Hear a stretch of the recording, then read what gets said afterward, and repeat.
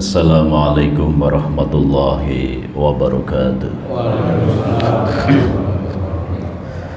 Bismillah, alhamdulillah, nahmadu wa nasta'inu wa nastaghfiruh wa na'udzu billahi min shururi anfusina wa min sayyiati a'malina.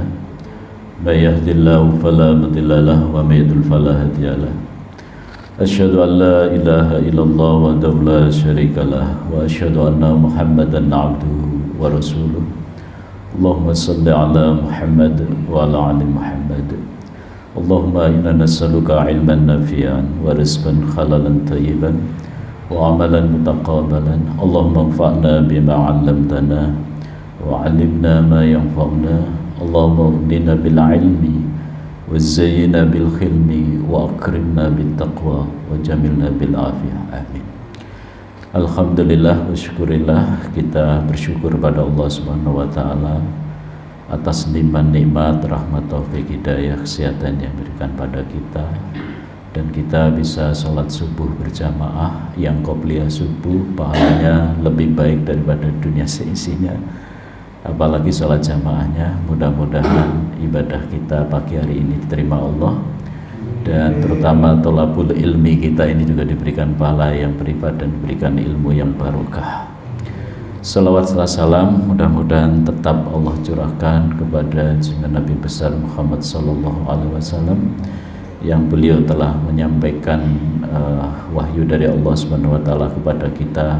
Alhamdulillah sampai hari ini wahyunya masih utuh dan memang dijaga oleh Allah, dan kita hari ini menjadi umat Rasulullah SAW yang menyembah Allah, yang membenarkan Al-Quran dan membenarkan Rasulullah SAW.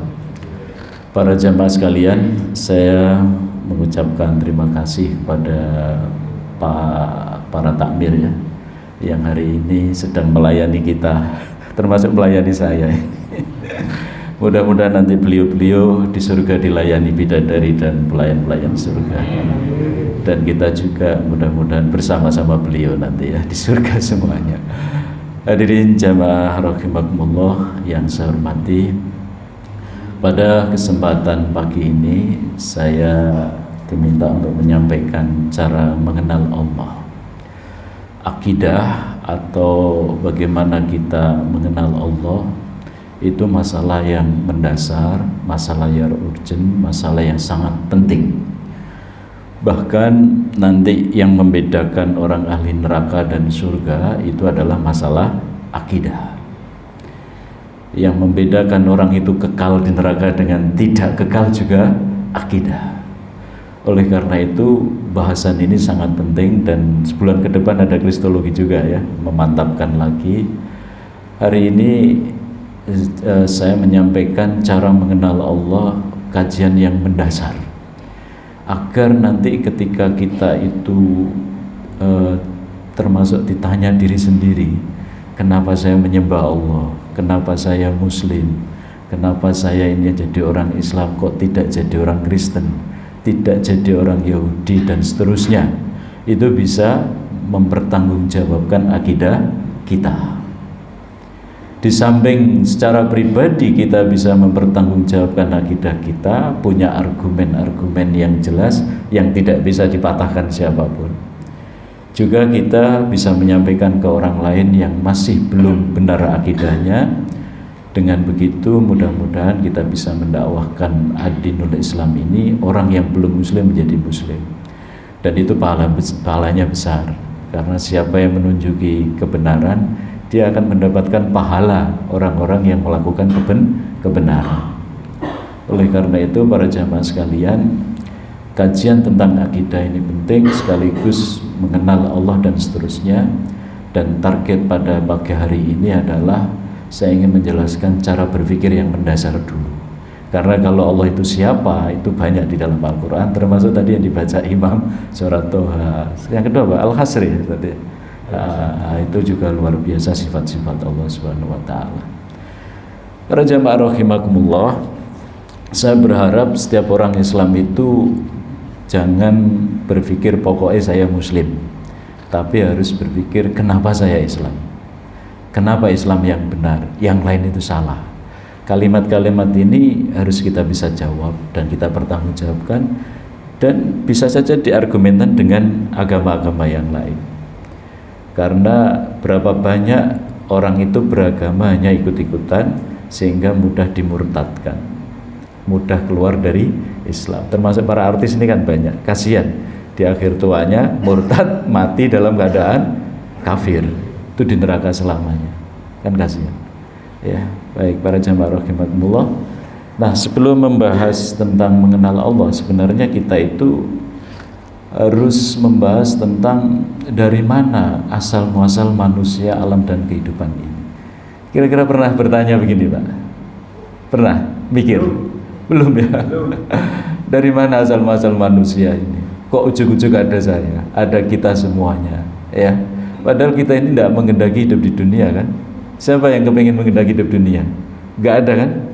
Ya, otomatis kita tidak berkehendak secara sendiri hidup di dunia ini, dan kita dilahirkan dari ibu kita masing-masing. Termasuk alam, asal kehidupan ini dari mana? Kok ada alam semesta yang luar biasa ini? Nah, itu kita pikirkan dulu. Bagaimana cara menjawabnya itu, ya? Tentang asal muasal. Nah, kita harus menjawabnya dengan berpikir, karena kita ini diciptakan Allah dengan hewan itu budanya cuma berakal sebenarnya. Cuma fisik kita memang bagus, tapi secara konstruksinya sebenarnya tidak beda jauh dengan hewan, gitu ya. Tapi yang membedakan adalah kita ini punya akal, makanya disuruh berpikir. Dan banyak seruan Allah atau peringatan Allah atau pernyataan dari Allah, orang sebab masuk neraka itu karena tidak mau berpikir. Lau kunna nasma'u au naqilu ma kunna fi ashabis sa'ir. Ini mestinya banyak ngafal ini. Surat apa? Surat Mulk. Jadi kan hafalan, amalan rutin setiap malam dibaca. Ini bisa menahan siksa kubur, gitu ya.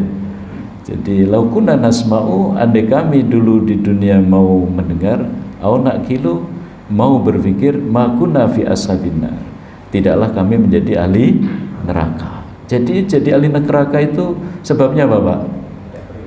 Tidak berpikir, alias pekok, ya. Tahu pekok, Pak?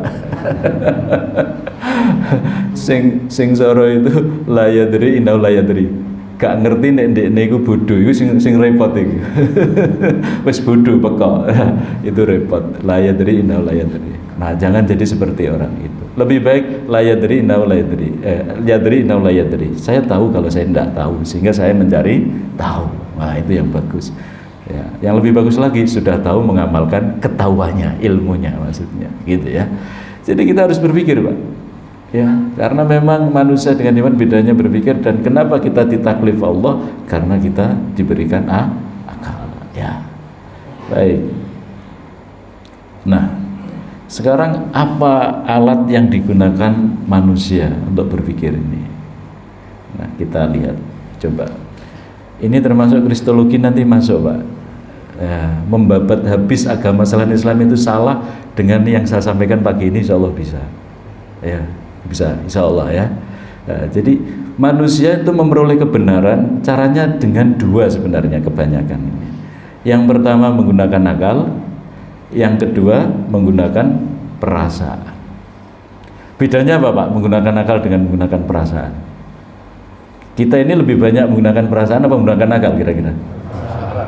Apa, Pak? Perasaan. Prosoku. Prosoku Islam ini sing bener, sing lainnya salah. Prosoku. Baik. Kan cuma dua ini ya. Ada menggunakan yang lain kira-kira? Enggak ya, cuma dua. Nah, sekarang perhatikan Bapaknya. Jika orang itu menggunakan perasaan, maka perasaan itu biasanya ditanya, loh kenapa kok kamu suka rawon? Ya pokoknya suka, enak. Kenapa kamu mau nikah sama si fulana? Itu, ya aku seneng aja, gitu ya. Aku seneng. Kenapa kamu beli baju ini? Seneng, ya kan? Kenapa kamu beli rumah ini? Padahal ini mahal. Ya seneng aja, aku cocok, gitu ya. Suka dan tidak suka. Itu biasanya pakai perasaan. Walaupun tadi pertanyaan saya bisa dijawab dengan akal. Kenapa nikah dengan si fulana ini? Kenapa beli rumah ini? Kenapa? Itu bisa pakai akal juga, argumen akal. Tapi kebanyakan manusia itu pakai perasaan. Nah, perasaan itu diukur dengan suka dan tidak suka. Atau yang kedua, tertarik, tidak tertarik. Itu perasaan. Kemudian bisa saja senang, tidak senang. Nah, kalau kita berdialog dengan orang yang pakai perasaan, kristologi dikaji dengan pakai perasaan, kira-kira hasilnya gimana? Ketemu nggak? Nggak ketemu. Iya, karena kristologi pasti pakai logika kan? Iya, nggak ketemu. Maka berujung pada apa, Pak? Pokoknya aku yang bener, gak iso, kau yang salah. Lu alasannya apa? Terus gak iso, pokoknya, gitu ya. Nah, ketika kita berdialog, berdiskusi dengan orang-orang yang tidak menggunakan akal, pasti pakai pokoknya. Nah, Fir'aun itu pakai pokoknya. Ya, justru ahli sihirnya Fir'aun pakai berpikir.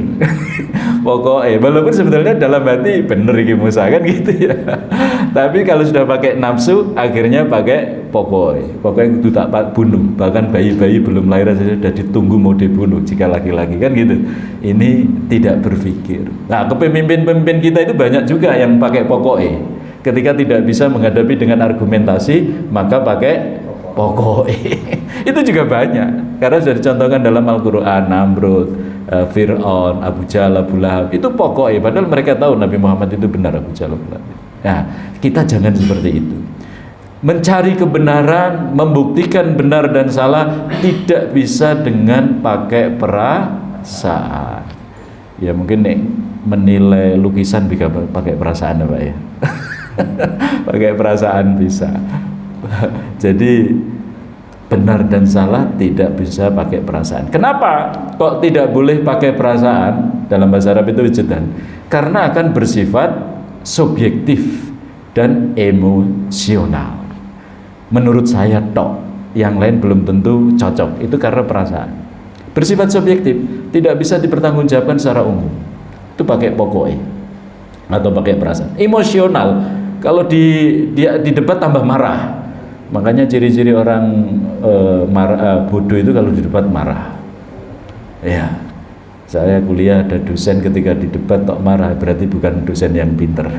Kalau dosen yang pinter di debat masih tambah seneng, dia senyum, berarti mahasiswanya pinter gitu loh. Dia tambah seneng. Oh ya silakan ya. Ketika salah ya tidak masalah gitu ya. Manusia memang tempat salah dan lupa, diakui saja, tidak apa-apa. Ya, jadi bersifat subjektif.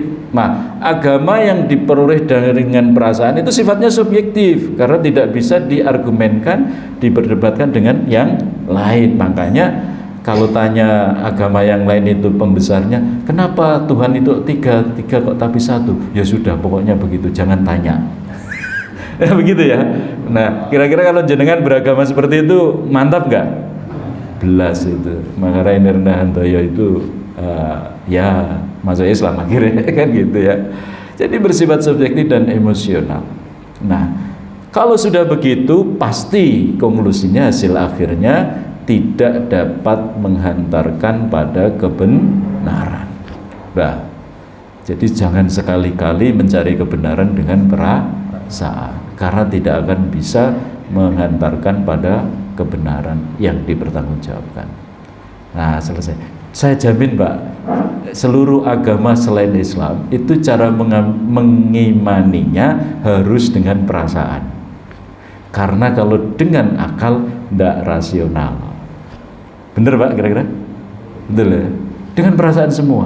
Tapi anehnya tidak saya sebut, kenapa orang-orang yang punya strata pendidikan tinggi kok percaya saja, tidak menggunakan akalnya. Ya. Ini karena salah cara berpikir dalam memahami beragama atau menuhankan sesuatu. Nah, tapi kita beruntung walaupun tidak strata tinggi pendidikan kita menuhankan Tuhan yang benar, nanti hasilnya begitu. Baik, jadi ini kesimpulan pertama yang penting, jangan menggunakan perasaan di dalam mencari kebenaran atau memperoleh kebenaran. Baik, kita lanjut. Nah, bagaimana kalau menggunakan akal ini? Setiap menggunakan akal pasti memiliki argumen. Kenapa tadi saya tanya, kenapa Anda Muslim? Harus bisa memberi penjelasan. Itu ya. Kenapa Anda sholat? Harus bisa beri penjelasan. Kenapa Tuhan pun namanya Allah? Harus bisa beri penjelasan. Kenapa Al-Quran itu benar? Harus bisa beri penjelasan. Kenapa kamu tidak ketemu Nabi Muhammad kok percaya kepada Nabi Muhammad itu utusan Allah? Harus bisa memberi penjelasan. Ya, gitu. Baik, punya argumen. Maka setiap argumen bisa dipertanyakan argumennya lagi sampai notok. Kenapa itu sampai bisa dijawab memuaskan sampai notok. Makanya akidah yang benar itu salah satunya yamnaunal akal, yaitu memuaskan akal. Kalau sudah yamnaunal akal, tumakninah fi qalbi. Kalau sudah bisa memuaskan akal, hatinya akan tenang, tidak ragu-ragu lagi. Loh, itu Islam. Cara berislam mestinya begitu. Dengan argumen yang benar, dibangun dengan argumen lagi, setelah itu memuaskan akal. Dengan memuaskan akal bisa menenteramkan hati, nggak ragu-ragu lagi. Itu Pak. Itu dengan akal begitu. Nah, kalau sudah dengan menggunakan argumen, dipertanyakan argumen nanti juga bisa, maka berujung pada pemikiran yang paling mendasar. Apa pemikiran yang paling mendasar itu? Yaitu min aina ataitu limata ataitu ilayal masir. Dari mana saya berasal, untuk apa saya hidup ini, dan mau kemana. Itu pemikiran mendasar yang disebut dengan uqdatul kubro. Uqdah itu simbol, kubro itu besar, simbol yang besar. Permasalahan yang mendasar pada diri manusia, yang itu harus bisa menjawab dengan benar. Kalau jawaban itu salah, hidupnya salah sampai hari kiamat, nanti sampai di akhirat. Tapi kalau jawaban itu benar, hidupnya jadi benar, dan nanti di akhirat juga akan benar. Itu akidah Pak, pentingnya seperti itu. Itulah. Jadi kita sholat sementara akidah kita nggak paham, repot nanti. Sholatnya nggak bisa benar nanti, nggak bisa khusyuk nanti, nggak bisa mantep sholatnya gitu. Hanya sholat-sholatan saja nanti. Nah, itu harus didahului dengan akidah dulu yang benar, yang kuat. Ya. Jadi berujung pada pemikiran mendasar, sampai mendasar begitu ya. Maka kalau sudah begitu akan bersifat objektif dan rasional, maka siapapun yang berpikir jujur menggunakan akalnya akan menemukan kebenaran. Makanya Islam itu open. Allah tidak pernah maksa orang masuk Islam. La ikraha fiddin. Kenapa? Qad tabayyana rusydu minal ghayy. Karena sudah jelas mana yang lurus, mana yang benar, mana yang sesat, mana yang bengkok. Itu sudah jelas. Tidak perlu diiming-iming kamu lebih Islam tak kasih duit, tidak perlu. Kamu berislam tak kasih jabatan, kamu masuk Islam nanti tak kasih mobil dan sebagainya dan sebagainya. Tidak perlu itu. Ya, sebagaimana Sayyidina Umar masuk Islam tidak perlu dikasih jabatan, cukup mendengarkan tadi apa? Surat Toha, berpikir dia sudah masuk Islam. Banyak itu sahabat-sahabat yang membuktikan dengan cara ciri-ciri Nabi dari Taurat, dari Injil, kemudian kok cocok langsung syahadat. Gitu ya. Nah, kita beragama itu begitu Mas, diawali dari proses berpikir. Nah, gitu. Makanya orang-orang yang kena taklif itu kan dimulai dari usia balik. Balik itu sudah mampu berpikir, akalnya sudah sempurna untuk berpikir. Nah, begitu. Jadi kalau sudah bersifat objektif dan rasional, pasti apa? Dapat menghantarkan pada kebenaran. Satu slide ini sudah bisa menghukumi agama selain Islam itu pasti dengan perasaan. Saya buktikan kenapa Tuhan itu 3 tapi 1 tapi 3. Itu masuk akal enggak? Enggak masuk akal. Kenapa Nabi Isa disebut anak Tuhan? Yang namanya anak itu mesti sesuai spesies bapaknya, betul ya? Ya, sunatulahnya kan begitu. Apakah Nabi Isa itu spesiesnya sama dengan Allah? Masuk akal enggak? Loh, ngaji 1 menit saja cukup toh? Iya, cukup 1 menit untuk murtad dari agama lain menuju Islam. Artinya masuk Islam, kan gitu ya? Cukup, itu tidak rasional. Ya, dan Allah memang sampaikan waqalatil nasara waqalatil yahudu Uzair bin Allah waqalatil nasara Masih bin Allah. Orang Yahudi bilang Uzair anak Allah, orang Nasara bilang Isa anak Allah. Sama kalau Yahudi bilang Uzair anak Allah, sama logika dengan logikanya Nasrani kan sama. Masa Allah anaknya manusia? Ya kan? Itu tidak masuk akal. Nah, kita punya akidah yang mantap. Al-Ikhlas itu loh. Qul huwallahu ahad, Allahu samad, lam yalid walam yulad walam yakul lahu kufuwan ahad. Jelas itu. Itu salah satu sifat-sifat Allah dan Allah seperti itu. Para jamaah rahimakumullah, jadi apalagi agama yang di sini apa? Ada Hindu, Buddha, itu juga nggak jelas kitab sucinya dari mana. Termasuk di dalam memahami kitab suci, apakah Injil itu murni semua? Namanya kitab suci itu tidak boleh salah, satu kata aja tidak boleh ada tambahan, tidak ada boleh kurangan, ya kan? Namanya suci, ya, kitab suci, tidak boleh menambahi atau mengurangi firman Allah. Lah Injil ini dikarang manusia sebagai, ya kan? Bahkan yang ngarang tidak ketemu langsung atau lama ketemu langsung dengan Nabi Isa, lama hidupnya setelah Nabi Isa. Otomatis Rasulullah bilang ada yang benar ada yang salah, gitu aja. Jangan kau benarkan semua, jangan kau salahkan semua. Ini sudah tidak suci lagi sebenarnya dalam kajian keimanan kita. Oleh karena itu isinya ya banyak bertentangan, ya. Banyak bertentangan itu dari Injil, ya. Taurat juga demikian karena Allah tidak menjaganya. Yang dijamin dijaga Allah cuma Al-Quran. Oleh karena Al-Quran itu mukjizat terbesar Rasulullah. Mukjizat terbesar Rasulullah itu Al-Quran, karena bisa kita baca, kita amalkan sampai sekarang. Mukjizat Rasulullah yang lain itu dipakai Rasulullah selesai. Pada saat Rasul masih hidup, yang ditinggalkan ini yang terbesar. Nah, jadi itu contoh. Kemudian agama yang lain juga sama. Tuhannya ada Tuhan siapa Pak? Sang Hyang Widi. Ada dewa ini dewa itu informasi dari mana? Ya, nah ini kan tidak jelas juga. Ya, itu kristologi atau kajian agama silakan diperdalam, itu nggak jelas juga. Tapi kenapa diimani? Karena pakai perasaan. Sudah habis kan agama yang lain? Cukup. Ini silakan yang punya agama lain, punya argumen yang kuat tentang agama selain Islam, silakan didialogkan ini. Cukup itu. Saya itu masih SMA, dialog dengan seorang pendeta. Ya, singkat cerita kenapa beriman Trinitas dan seterusnya. Jawabannya adalah, itu loncatan iman. Apa maksudnya loncatan iman? Gak melebu akal. Harus loncat dalam berpikir. Jumping thinking jumping, meloncat berpikirnya sampai gak masuk akal. Lu gak masuk akal kalau diimani, yus pokoknya. Jawabannya kan repot itu. Kalau sudah begitu dialog gak akan ketemu. Nah itu contoh Pak. Saya pernah melakukan, jadi saya cerita. Nah saat ini penting ya, jangan sekali-kali mencari kebenaran dengan perasaan. Nah begitu, baik. Nah sekarang gini Pak, kita ini kan mau mengenal Allah. Allah itu ada apa enggak kan? Itu sifatnya kan goib ya, betul ya?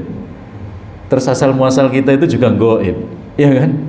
Coba dengan saya tanya, nenek jenengan ketujuh yang ke belakang siapa namanya? Sudah hilang ya. Orang Jawa nggak terbiasa silsilahnya ya. Wong nomor 3 ke belakang kita aja sudah kadang nggak ngerti ya. Kecuali Rasulullah ini sampai Nabi Adam nyambung. Kita juga nyambung hasilnya sampai Nabi Adam. Cuma nggak ngerti. Nah, gaib itu artinya apa Pak? Sesuatu yang tersembunyi atau apa? Tidak kelihatan. Sesuatu yang lampau. Nah, itu juga gaib. Sesuatu yang akan datang, itu juga gaib. Besok saya masih hidup apa enggak itu belum tentu. Terus nanti 10 tahun ke depan musola ini seperti apa kita juga nggak tahu. Mungkin lebih besar lebih bagus, nggak tahu. Jadi gaib itu ada 3. Sesuatu yang tersembunyi itu gaib karena kita tidak bisa melihat langsung. Sesuatu yang lampau itu juga gaib karena kita sudah tidak tahu yang terjadi masa lampau. Sesuatu yang akan datang juga gaib. Masa lampau misalnya Rasulullah kayak apa itu gaib, ya. Sesuatu yang tidak kelihatan Allah itu ada apa enggak itu gaib. Surga neraka itu ada apa enggak itu gaib, ya. Sesuatu yang akan datang nanti apakah di akhirat begini begitu, neraka begini begitu, itu gaib. Ya, itu namanya gaib. Maka kalau untuk membuktikan sesuatu yang gaib kita pakai apa, Pak? Pakai dalil ya. Ya, pakai dalil. Contoh, di luar itu saya nggak tahu ada berapa orang. Saya ngutus atau silakan dihitung dulu di luar. Setelah itu laporan sama saya. Dalilnya apa itu? Ada orang menghitung, datang dan laporan kesaksian. saya bisa mengatakan di luar ada 20 orang misalnya. Loh, alasannya apa? Ini tadi baru dihitung. Nah, itu namanya dalil. Bisa dipahami ya? Itu namanya dalil. Nah, dalam sesuatu yang gaib, kita membenarkan atau tidak, itu butuh dalil. Ya, butuh dalil. Makanya kalau jenengan ditanya, apakah ada siksa kubur apa enggak ya? Butuh dalil enggak? Butuh. Kenapa saya sholat zuhur 4 rakaat? Butuh dalil enggak? Ya. Butuh. Karena dulunya enggak ada itu sholat. Kan gitu, sekarang ada. Harus ada dalil. Itu namanya untuk membuktikan sesuatu yang gaib. Nah, supaya apa? Nanti benar atau salah. Tergantung dari apa? Dalilnya. Ya, ini kita belajar bersama tentang bagaimana proses berpikir mencari kebenaran, gitu ya. Dalilnya yang menentukan. Kalau dalilnya valid, maka informasi jadi benar. Kalau dalilnya tidak valid, bisa saja salah. Nah, dalil.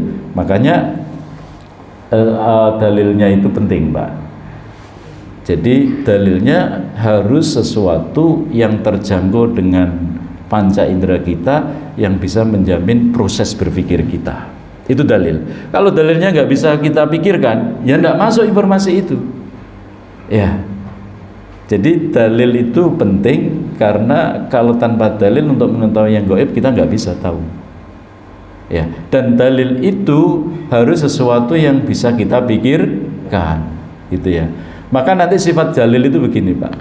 Ada yang wajib akli, ketika sudah dalilnya benar, informasinya pasti benar, maka harus akal mengakui kebenaran itu. Namanya wajib akli. Ada yang jaiz akli, mungkin benar, mungkin salah. Ada yang mustahil akli, pasti salah, gitu ya. Ya, contoh, kalau Allah melahirkan anak, punya anak, pasti salah itu mustahil akli, gitu ya. Jadi ada 3 ya. Pasti benar, itu namanya wajib akli. Mungkin benar, namanya jaiz akli. Yang ketiga, mustahil akli, pasti salah. Nah, 3 ini harus kita pakai dalam berpikir ya. Yang namanya akidah itu wajib akli, harus benar gitu. Nah, oke. Baik. Ini kuliah nggak diajari masalahnya, betul ya? Yang pernah kuliah sama seperti yang sampaikan siapa? Gak ada. Nah, sekarang objek yang mampu dipikirkan manusia itu apa? 1, manusia, karena kelihatan kita ini, ya. Yang kedua apa? Alam semesta, kita bisa melihat langsung. Yang ketiga, kehidupan. Kan cuma ini loh, Pak. Ya. Jadi ini semua bisa kita indera, bisa kita lihat, bisa kita pikirkan. Artinya proses berpikir kita bisa melakukan dengan 3 objek ini, itu bisa. Kalau saya tanyakan, bagaimana bentuknya jin, sampai bisa memikirkan, Pak? Tidak bisa kan? Tidak bisa, karena tidak bisa dijangkau langsung dengan panca indera dengan proses berpikir, tidak bisa. Yang bisa 3 ini. Sekarang kita bahas satu-satu, ya. Coba kita berpikir, carilah jawaban yang pasti benar tentang manusia. Kira-kira manusia itu apa, Pak? Pasti bersifat apa manusia itu, Pak? Ayo mikir sebentar. Ingin tahu. Oh, ingin tahu. Ada manusia yang tidak mau tahu, diberitahu ngeyel. Pasti mati, Pak. Pasti mati. Oke, kita buka. Pasti mati. Terbatas. Kita terbatas ya. Kemampuan terbatas, umurnya terbatas, ya kan? Dan seterusnya, besarnya terbatas. Yang kedua apa kira-kira? Teratur. Coba jenengan kita makan sampai keluar BAB, teratur kan? Siapa yang ngatur? Jenengan yang ngatur?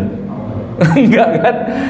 Teratur ini, tidak bisa. Kita ini menghentikan jantung kita juga nggak bisa. Coba jenengan hentikan jantungnya, Pak. Nggak bisa kan? Nggak bisa. Teratur kita ini, ya. Kemudian apa, Pak? Terpaksa nggak bisa terbang kita ini, harus naik pesawat. Terpaksa nggak bisa makan batu, Pak.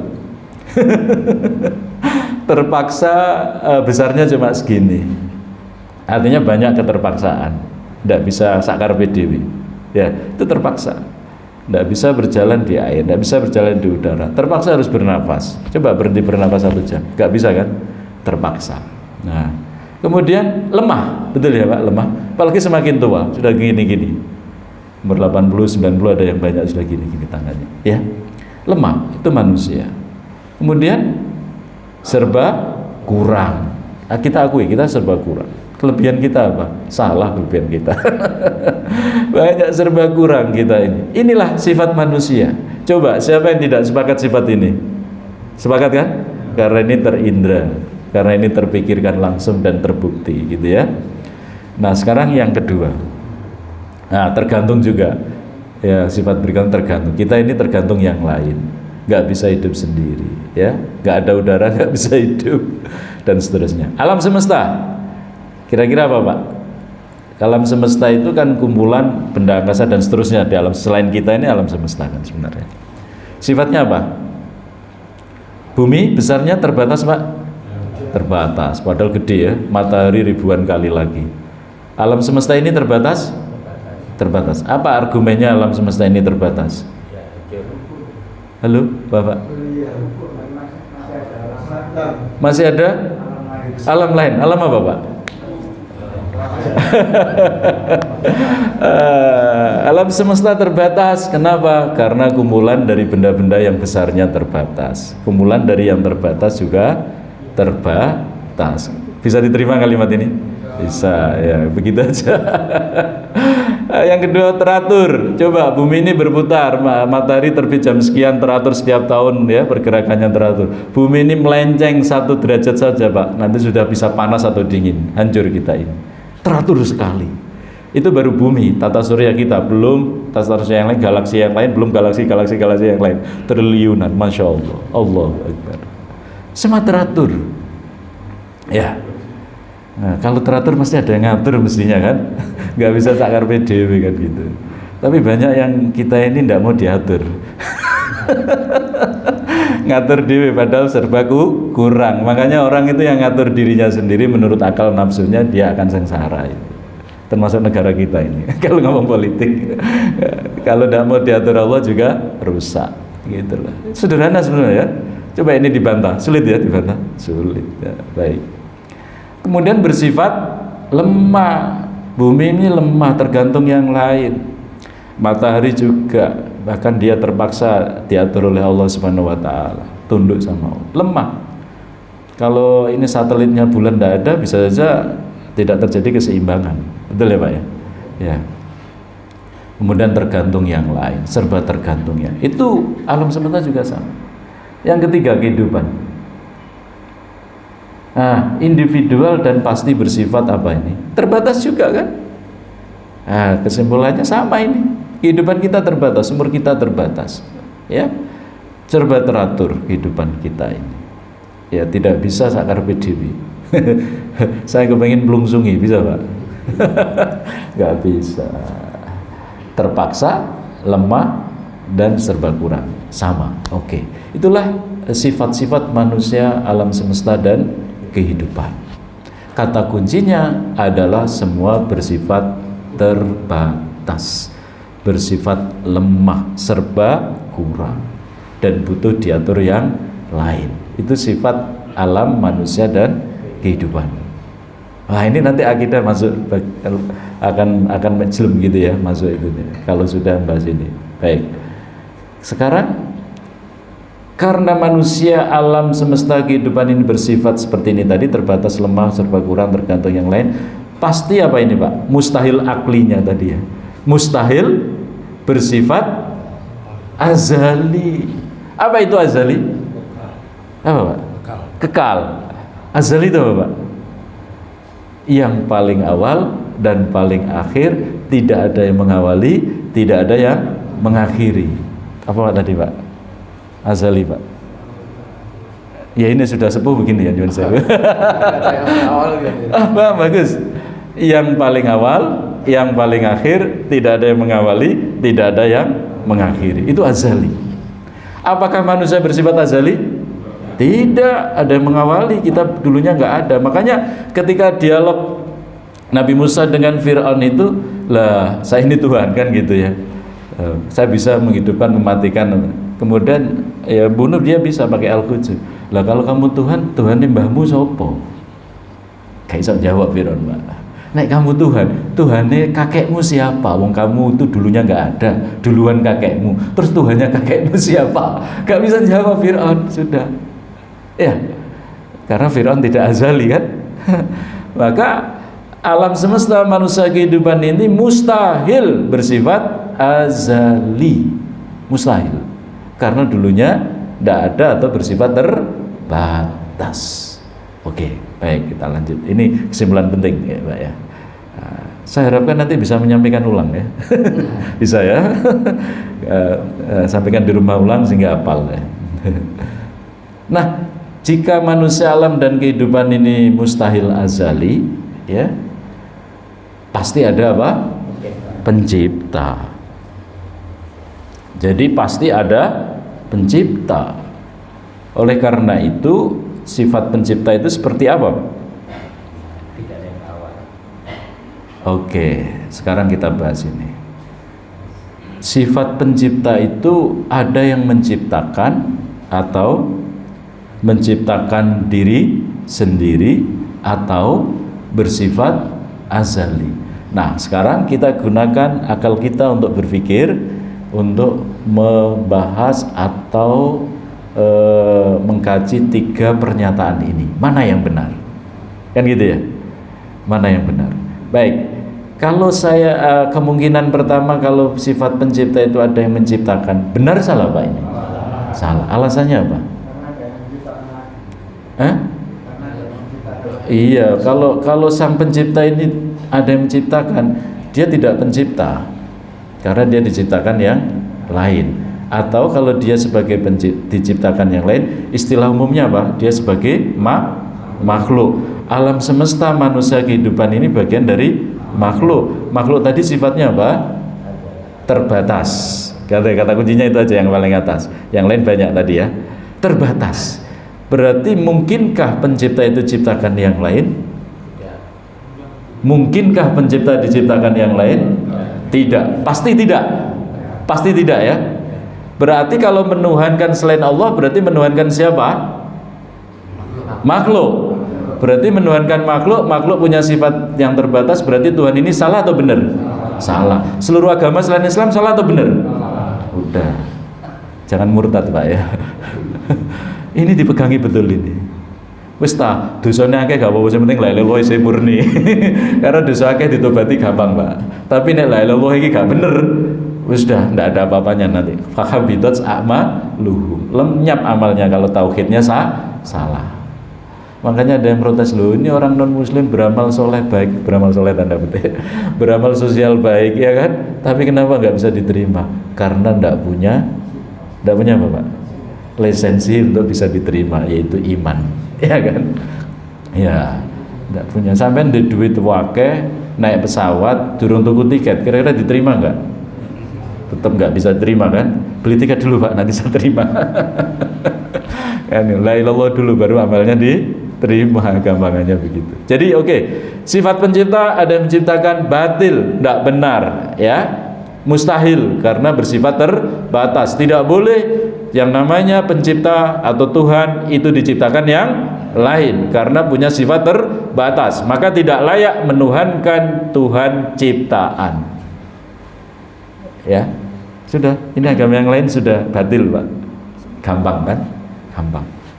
Nah, sekarang yang berikutnya, pencipta itu menciptakan diri sendiri. Kira-kira gimana berpikirnya Pak? Gimana Pak? Nggak bisa, kenapa nggak bisa? Maka saya menciptakan saya sendiri. Ya, kira-kira akal bisa menerima? Nggak masuk akal.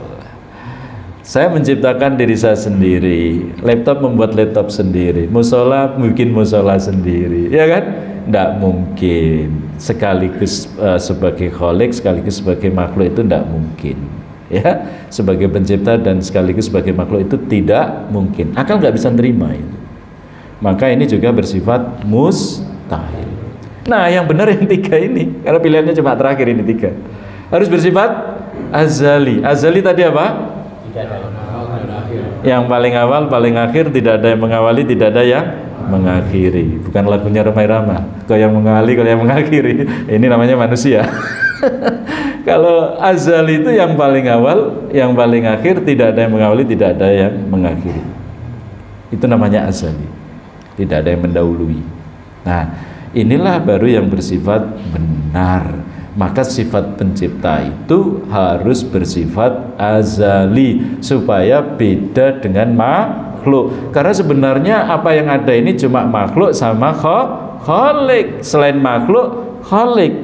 Selain khalik, makhluk. Kan cuma itu saja. Maka siapa yang menuhankan selain Allah, dia menuhankan makhluk. Berarti batil. Makanya inna dina indallahil Islam. Agama yang diridhoi Allah cuma Islam, karena tauhidnya sudah benar. Jadi kadang saya bisa sujud bersyukur, bahwa sholat diterima gak itu nomor sekian, yang penting sok sujud. Tapi berusaha supaya diterima kan Pak, mulai dari makanan, pakaian, cara sholatnya dan sebagainya, syariatnya. Tapi sok sujud jadi orang Islam itu bersyukur, karena akidahnya sudah benar, bangga Pak. Jadi orang Islam kudu bangga, bersyukur, disyukuri dengan menjaga akidah dan melakukan ketaatan. Bahkan ada janji Allah, orang yang beriman nanti di surga selamanya. Enak tuh masuk surga langsung. Jangan sekali-kali mampir neraka Pak, saya pesen ya. Kalau mampir di warung restoran cuma 1 jam 2 jam, di neraka 1 hari 1000 tahun ya. Siksa yang paling ringan sering saya sampaikan apa Pak? Menginjak bara api neraka sudah mendidih otaknya. Hadis Bukhari, Al-Bukhari. Makanya jangan mampir Pak ya. Supaya jangan mampir syaratnya gimana Pak? Taat takwa dengan nilai pahala cukup rendah nilainya, cemin kalau kuliah 51% pahala, 49 dosa, sudah bisa langsung masuk surga. Cukup ringan toh? Ini tak kasih rumus. Jadi masuk surga itu cuma berapa Pak? 50, sekian, tidak satu pun 50,0001% pahala, dosanya 49,99,00 sekian. Itu masih Allah kasih langsung masuk surga.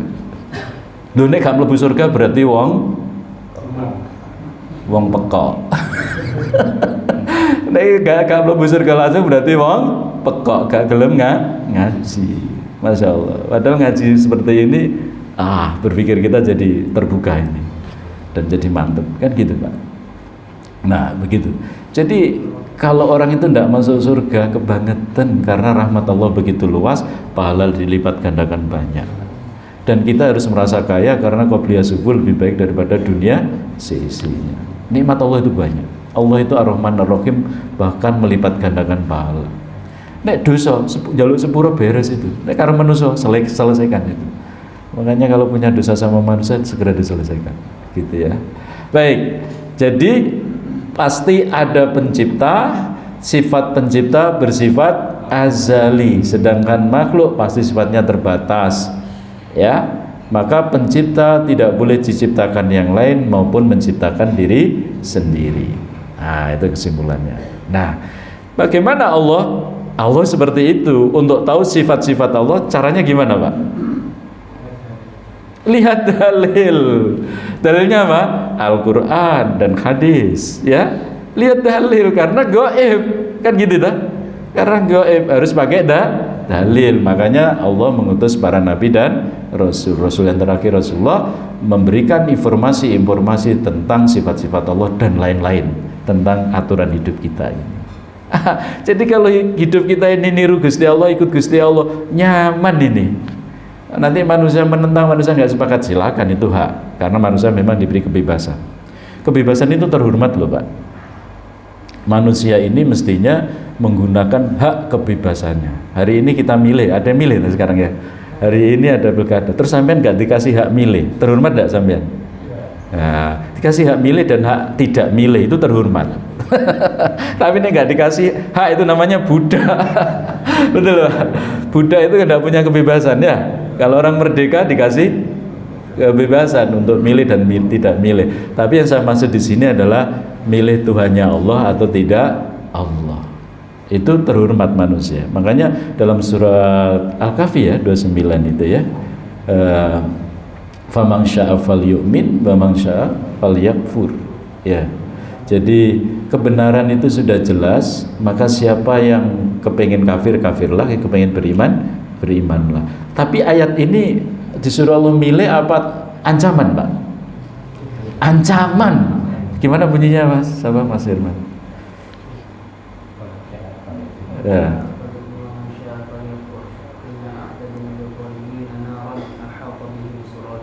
Nah, jadi kebenaran sudah jelas. Kalau you kepengen kafir silakan, kepengen beriman silakan. Tapi yang kafir saya sediakan neraka. Ini ancaman, bukan pilihan bebas, tidak. Silakan beriman, silakan kafir. Tapi nek you kafir, tak sediakan neraka.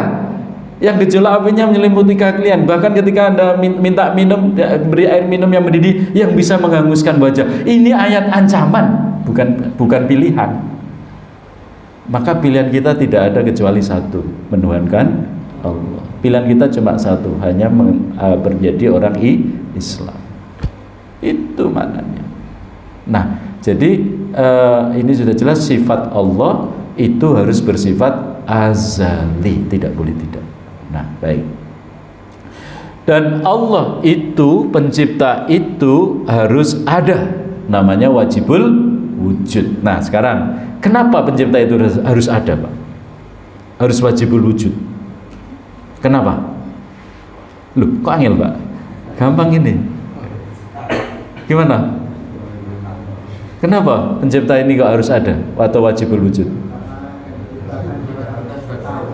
Apa, Pak? Oh iya, kita diciptakan supaya tahu kalau Allah itu ada. Oh, bagus. Nah, Allah itu pasti ada, pencipta itu pasti ada. Buktinya apa? Ada yang diciptakan. Sesuatu yang ada atau sesuatu ada yang diciptakan, pasti ada yang. Nah, begitu logikanya. Sesuatu ada yang diciptakan, hasil ciptaan pasti ada yang menciptakan. Berarti pencipta itu pasti ada. Dan sifat pencipta harus azali. Nah, ini cara mencari kebenaran pakai rumus 2 kalimat sudah cukup ini. Untuk Tuhan ya, untuk sesuatu yang disembah ya, sudah cukup. Pokoknya kalau tidak sifatnya azali, tidak Tuhan. Selesai itu. Agama yang lain sudah habis itu. Ini mungkin yang Kristen yang lainnya boleh ikut ngaji ya, jangan ya. Nah, nanti syahadat bareng. Kristologi mesti diajak yang non Muslim biar debat di sini sama ustadznya. Tapi kebanyakan Pak, kebanyakan non Muslim itu kadang menggunakan perasaan sehingga kalau diajak berpikir itu susah. Saya SMA juga pernah ngajak teman saya Cina. Kenapa kamu gini? Terus pokoknya melok ayah, melok orang tua. Dijak dialog tidak mau. Ya tertutup pokoknya, gitu ya. Nah, jadi para jamaah sekalian, Bapak Ibu rahimakumullah, inilah cara mendeteksi atau cara berpikir Tuhan kita itu benar harus bersifat azali. Kalau tidak azali, maka itu tidak sifat Tuhan. Sehingga kalau menuhankan selain Allah itu berarti menuhankan makhluk, tidak bersifat azali, pasti batil agamanya. Kalau akidahnya batil, ajarannya juga banyak yang batil. Makanya saya sering menyampaikan, coba ajaran Islam mana yang salah? Cari, tak kasih hadiah, sebutkan. Yang bisa menyengsarakan manusia mana? Yang tidak menyelesaikan masalah mana? Semua ajaran Islam pasti menyelesaikan masalah dan bawa berkah dan benar, gitu ya. Tapi ajaran agama yang lain banyak yang tidak rasional. Saya itu tadi merasa sholat nyaman, bersih. Coba kalau agama yang lain, sholatnya gimana? Wudhu gak, bersuci gak, pakaiannya gak jelas, ya, najis gak, secara jelas kabeh. Pakai sepatu macam-macam ya. Yo, wah laki-laki kumpul ya, sudah macam-macam. Fikih ibadahnya itu loh gak jelas. Kita itu loh fikih sholat clear gitu ya. Fikih bersuci clear ya. Masya Allah. Itu bersyukur Pak. Kadang saya berpikir begitu. Oh gitu ya. Oh iya, ini ada dalilnya ini Bapak ini ya. Dalilnya bisa bercerita. Jadi begitu Bapak rahimakumullah. Masih ada waktu 10 menit ya. 10 menit oh 1 jam lagi. Tidak apa-apa kalau jenengan betah, saya juga betah. Saya duduk di kursi aja Pak. Baik. Nah sekarang ada kisah menarik yang dalam surat Al-Baqarah 164 ya. Kisah ini dalam internet begini. Ada pemuda Australia itu Nasrani. Ya akhirnya dia bimbang dan jadi anak nakal. Terus dia mencari kebenaran, ketemu Ustadz, ya sudah dikasih Quran terjemah bahasa Inggris. Udah bacaan ini, gitu. Nanti ada apa-apa tanya, gitu ya. Bacaan. Setelah baca, semakin menarik. Singkat cerita, ya Tuhan, ya Allah gitu kalau Islam. Saya akan baca syahadat besok. Tapi tolong malam ini saya diberikan kejadian-kejadian yang luar biasa yang bikin saya yakin bahwa jenengan Allah itu benar. Wah, dia besok mau baca syahadat, tapi syaratnya saya malam ini harus dapat kejadian yang luar biasa. Terus Qurannya ditaruh, dia tidur sampai pagi nggak ada apa-apa. Sampai pagi nggak ada apa-apa. Waduh, ragu dia sudah. Wes gak usah Islam ingin ngono gue. Terus akhirnya Quran dilirik nek dhuwur meja, dibuka. Jeret, kebetulan pas ayat ini, Pak. Ayatnya begini. A'udzubillahi minasyaitonirrajim. Inna fi khalqis samawati wal ardi wa ikhtilafil laili wan nahari wal fulki allati tajri fil bahri bima yanfa'un nas wa ma anzalallahu minas sama'i min ma'in fa ahya bil ardi ba'da mautiha wa batha fiha min kulli dabbatin wa tasrifir riyah wa sahabil musakhkhiri bainas sama'i wal ard la ayatin liqaumin yaqilun. Sesungguhnya dalam penciptaan langit dan bumi, dia baca itu, silih bergantinya malam dan siang, bahtera yang berlayar di laut membawa apa yang berguna manusia, dan apa yang Allah turunkan dari langit berupa air, lalu air itu hidupkan bumi, menghidupkan bumi sudah mati, dan dia sebarkan di bumi segala jenis hewan, pengisaran angin dan awan dikendalikan antara langit dan bumi. Sungguh terdapat tanda-tanda kebesaran keesaan Allah bagi kaum yang berpikir atau memikirkan. Nah, setelah baca ayat ini dia bilang, para Jawa ngono, goblok aku iki. Bodoh aku iki. Nyun saya ngomong goblok ya. Bodoh aku iki. Lah wong setiap hari kejadian luar biasa, kok saya cari kejadian yang luar biasa tadi malam ngapain? Terjadinya penciptaan langit dan bumi yang ketika surat Al-Mulk lu lihat nggak ada yang tidak sempurna. Terjadinya bumi, perputaran bumi siang dan malam. Ini kejadian yang luar biasa. Siapa yang bisa membuat siang dan malam ini? Andai tidak ada matahari terbit, apa yang terjadi? Beku semua.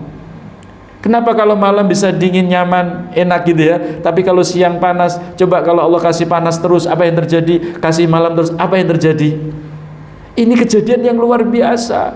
Belum lagi kapal-kapal di laut yang mengangkut ribuan ton, ya kan, yang bisa di atas air dengan nyaman. Ini kejadian yang luar biasa.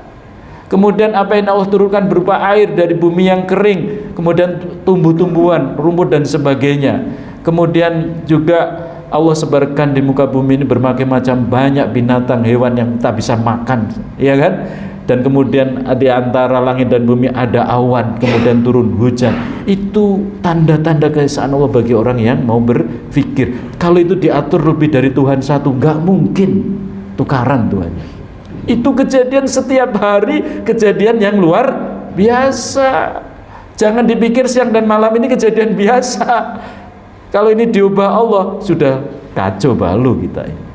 Coba jenengan lihat itu kapal, jenengan lihat awan, ada hujan dan sebagainya. Ini kejadian yang, coba jenengan bikin hujan, kangelan kan?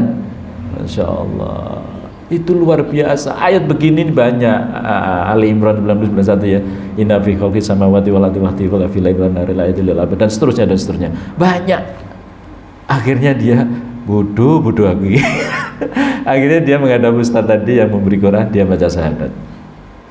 Jadi jangan tanya kejadian yang luar biasa, minta lagi. Setiap yang kita lihat setiap hari kejadian luar biasa, termasuk diri kita ini sudah luar biasa. Akal kita ini lebih cerdas dari AI, Pak, dari komputer sebenarnya, ya kan? Nah, AI itu bisa dibujui karena kalau dia informasinya salah, jawabannya juga salah. Tapi kita nggak bisa gitu loh ya. Jadi kita lebih cerdas aja. Walaupun mereka berpikirnya lebih cepat karena mesin ya. Jadi ayat ini ada cerita seperti itu, dan mungkin banyak ayat yang kisah-kisahnya luar biasa, baik fakta asbabul nuzulnya maupun setelah asbabul nuzulnya. Jadi para jamaah sekalian, itu cara mengenal Allah yang mendasar dulu ya, cara berpikir saya. Berpikir dulu, saya tidak membahas Asmaul Husna, itu kalau dibahas luar biasa. Apalagi kitabnya Imam Ghazali itu luar biasa. Asmaul Husna. Nah, setelah ini Bapak yakin tidak Islam? Sudah yakin? Kira-kira kalau ditanya kenapa Islam bisa jelaskan? Slide sebelumnya aja, bersifat azali itu cukup ya. Selain Allah itu pasti sifatnya terbatas. Ya, itu mesti makhluk, pasti Tuhan yang salah. Nah, sekarang tesnya begini, Pak. Siapa bisa jawab cerdas ini? Ini untuk sebelum saya ditanya, saya tanya dulu. Silakan dibaca, Pak, dan dijawab.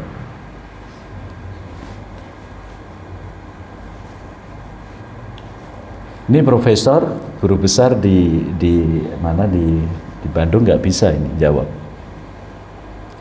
Dia akui ketika menulis, ada mahasiswanya yang sudah lulus menulis buku, dia dimintai pengantar. Waduh, saya nggak pantas memberi pengantar, ini mahasiswa saya dulu. Ditanya ini saya nggak bisa jawab. Tapi jenengan bisa jawab, insya Allah ya. Kuliah cuma setengah jam ini bisa jawab. Pak, yang mau komentar? Jika Tuhan Maha Kuasa, mampukah Tuhan menciptakan batu yang sangat besar sekali sehingga Tuhan tidak mampu mengangkatnya? Jawabannya apa ini? Gimana, Pak? Pertanyaannya aneh. Oke, jawabannya berarti apa, Pak? Aneh, jawabannya aneh. Berarti agamanya aneh yang bisa jawab ini. Gimana, Pak? Ada yang lain? Bisa ya, terus? Pasti bisa mengangkatnya. Berarti jawabannya apa?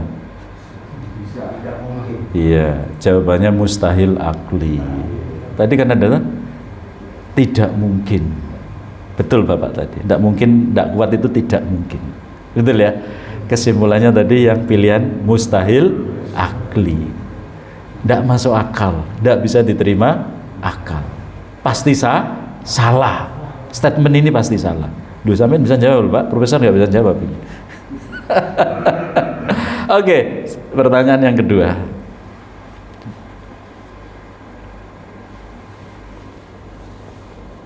Aneh Pak ya, kristologi yang ini nah, ini akidah ini. Hanya untuk apa ya, senam otak dulu aja. Jika Tuhan Maha Kuasa, mampukah Tuhan memasukkan seluruh alam semesta ini ke dalam telur ayam? Jawabannya? Bisa ya? Bisa ya. Kenapa bisa, Pak? Gimana, Pak? Allah Maha Kuasa. Terus tadi? Kalau Allah berkehendak tidak ada yang mustahil. Iya. Jawabannya berarti pilihannya apa, Pak? Mungkin. Jika Allah berkehendak bisa. Nah, jawabannya mungkin. Maksudnya mungkin itu jika Allah berkehendak bisa. Kenapa? Alam juga tidak ada kok. Bahannya dari mana? Ya kan? Kalau berkehendak kan mungkin terjadi maksud saya. Tergantung kehendak tadi ya. Oke, berarti jawabannya tadi apa? Jaiz akli. Mungkin. Oke, sudah bisa jawab ya? Pinter luar biasa. Sekarang yang ketiga, terakhir aja ketiga. Slide-nya. Ini mikir jos bos ini.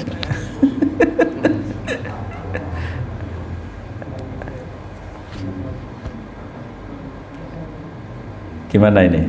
Jika Tuhan Maha Kuasa, mampukah Tuhan menciptakan Tuhan? Tidak mungkin, Pak ya? Kenapa tidak mungkin? Tidak Tuhan itu. Karena yang menciptakan yang Tuhan itu. Ya, terus? Hanya satu itu. Iya, berarti ciptaannya bukan Tuhan. Tuhan tidak mungkin menciptakan. Kenapa diimani, Pak? Ada Tuhan anak. Lah, ya iku. Ya iku masalahnya. Kenapa diimani ada Tuhan anak? Iya kan? Kenapa diimani ada Tuhan lain? Berarti Tuhan lain kan ciptaan Allah. Sama Sang Brahma, Sang Widya, apalah sebutannya, atau Tuhan Isa, Nabi Isa, anak Tuhan dan lain-lain. Tuhan-Tuhan selain Allah ini kan ciptaan Allah. Maka ciptaan Allah kok disebut Tuhan? Kan tidak mungkin, mustahil akli. Makanya menuhankan Tuhan selain Allah berarti mustahil akli. Akalnya nggak dipakai. Makanya Allah banyak singgung Al-Quran tadi, tidak mau berpikir. Udah gimana? Mantap? Mantap. Sekali Islam tetap Islam sampai mati. Makanya khotbah wala tamutunna illa wa antum muslimun. Tamassaku bidinil Islam hatta yudrikul maut. Berpegang teguh pada agama Islam sampai ajal menimpa kalian. Dan sekalian disuruh takwa, sehingga ketika takwa itulah mudah-mudahan ajal datang sehingga mati dalam keadaan husnul khotimah. Itu maksudnya Ali Imran itu 102 itu. Oke, tadi janjinya jam 5:15. Iya. Enggak, iya, ini nambah apa cukup? Nambah lain waktu. Sarapannya sudah dingin. Baik, mungkin ada yang dilakukan, silakan. Ini saya membawa yang dasar-dasar dulu, Pak. Tapi dasar ini bisa sebagai rumus berpikir mencari kebenaran. Itu yang penting. Karena sebetulnya ajaran Islam itu juga diajak berpikir pakai rumus-rumus menghadapi kehidupan. Iya kan? Bagaimana begini-begini. Nah, sebenarnya ada teori berpikir 1 dan 2 dan 3 itu untuk mencari kebenaran konsep dan seterusnya. Kalau ini dibahas juga luar biasa sebetulnya. Ya. Maksud saya dengan mengkaji Islam seperti ini, jadilah orang Islam yang cerdas. Orang Islam yang bertanggung jawab tentang akidahnya dan bisa mempertanggungjawabkan akidahnya. Karena nanti di alam kubur juga ditanya kan, siapa Tuhanmu, kenapa Tuhanmu Allah, maksud saya itu harus bisa mempertanggungjawabkan ya. Nah, kalau kita nanti di dunia sudah bisa mempertanggungjawabkan ini dan keimanan yang benar, di akhirat insya Allah nyaman, di alam kubur nyaman semua. Saya pikir itu saya kembalikan, barangkali ada yang didialogkan. Jangan tanya saya, Pak, saya nggak bisa jawab. Didialogkan saja. Bisa jadi ya, silakan Bapak dulu.